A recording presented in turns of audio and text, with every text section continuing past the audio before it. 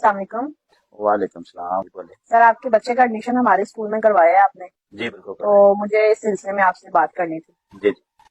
Sir, हमारे school के कुछ असूल हैं, वो मैं आपको बता दूं, जी जी बताएं। तो वो ना अगर आप गौर से सुन लीजिएगा। ठीक हो पहला तो ये है कि बच्चे की जो बुक्स हैं वो आपको स्कूल से मिलेंगी। ठीक ठीक हो हो गया। बैग भी स्कूल से मिलेगा उनको, जूते भी स्कूल से मिलेंगे, मोनोग्राम भी स्कूल से मिलेगा आपको, नोटबुक्स, डायरी हो गई, मार्क्स हो गया बच्चों का, खुदा ना खास्ता बच्चा बीमार हो जाता है तो जो मेडिसिन है ना वो भी स्कूल से ही मिलेगी। वाह जी वाह, बहुत अच्छा ठीक है। स्कूल है जी माशा। बच्चे के जो बाल कटिंग करवाने हैं वो भी हम आपके ऊपर से जिम्मेदारी खत्म करते हैं, वो भी स्कूल से ही कटवाएंगे। अच्छा, मतलब आपने नाई भी रखा हुआ है। जी बिल्कुल बिल्कुल सर। अरे अच्छा, घड़ी और ऐनक जो बच्चा इस्तेमाल करेगा वो भी हम स्कूल से ही देंगे।